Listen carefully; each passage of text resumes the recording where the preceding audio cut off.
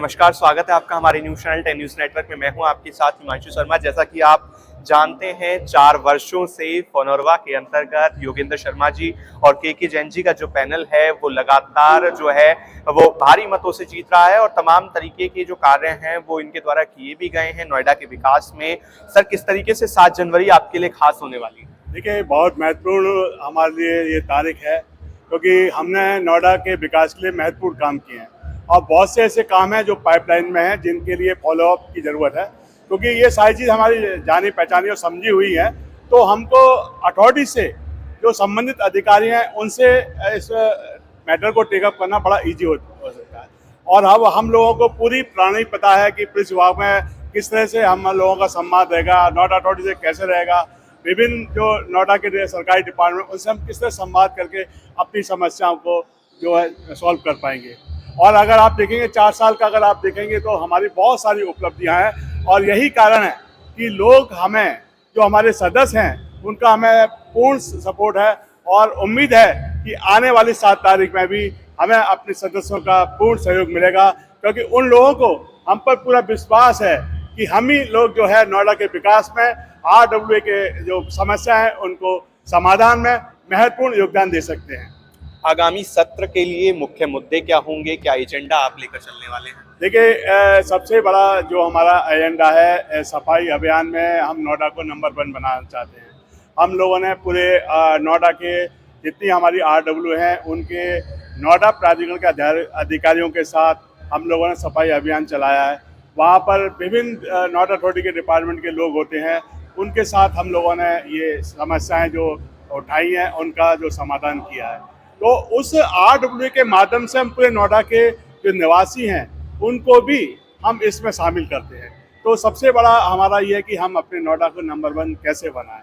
दूसरा ये जो अभी आप देखेंगे कि यहाँ पर कोई भी ऐसा मेडिकल का ट्रामे नहीं है जिसमें कि लोग बार अपना किसी एक्सीडेंट हो जाए तो वहाँ कोई सरकारी ऐसी व्यवस्था हो, तो उसका हम लोग जो है मामला टेकअप कर रहे हैं, क्योंकि प्राइवेट हॉस्पिटल में जाते हैं तो वहाँ की समस्याएं दूसरी होती हैं। इसके अलावा बिजली की जो समस्या है उसमें पिछले अगर आप देखेंगे 2 साल में बहुत सारे काम हुए हैं, लेकिन चूंकि अब नोएडा को बने हुए 40 साल से अधिक हो गए तो इसमें अभी बहुत काम करने की आवश्यकता है। और हम लगातार, हमारे जो मंत्री जी हैं माननीय AK शर्मा जी और जितने इनके वरिष्ठ अधिकारी हैं उन लोगों के लगातार हम टच में हैं, तो हमें उम्मीद है कि इसमें एक जो समस्या है वो पूरी ठीक होगी। इसके अलावा एक जो बड़ी समस्या है जल की, पीने के पानी की, तो उसमें हम लोगों को अभी क्या होता है कि गंगा पानी जो जल मिलता है उसमें मिक्स कर देते हैं, लेकिन अभी होता क्या है कि कभी गंगा जल की जो नहर की सफाई होती है साल में 2 बार, तो उसमें लगभग 1 महीने जो है नहर का पानी बंद रहता है और इसके अलावा समय समय पर वो पाइपलाइन में बस्ट हो जाती है। तो उसके क्या होता है कि हम लोगों को जो पानी की जो क्वालिटी और क्वांटिटी है दोनों पूर्ण रूप से नहीं मिल पाती है। तो इसके लिए हम लोगों ने बहुत से प्रयास किए हैं और जो रैनी वेल, जो 11 रैनी वेल थे उसमें 2 काम कर रहे थे, तो अभी जो है 5 रैनी वेल पे नोएडा अथॉरिटी ने काम शुरू कर दिया है और मार्च में वो पूरा जो है उस पर कार्य हो जाएगा। तो गर्मियों में कुछ हद तक हमें जो है पानी की समस्या का जो है उसमें थोड़ा सा हमें जो है इजी रहेगा। तो अभी जो जल की क्वांटिटी और क्वालिटी की है, ये समस्या पिछले 10 साल से चली आ रही है जब से नोएडा बसा है। काफ़ी काम भी हुआ है उसमें, लेकिन अभी इसमें बहुत काम करने की आवश्यकता है। राजीव गर्ग जी का जो पैनल है और सुखदेव शर्मा जी दोनों का जो पैनल है, तमाम तरीके की बातें इनके द्वारा कही जाती रही हैं फोनोरवा की कार्यकारिणी को लेकर। हालांकि चुनावों की देरी में भी कहीं ना कहीं इनके जो बातें कही गई थी, इसके विषय में आप क्या कहना चाहेंगे?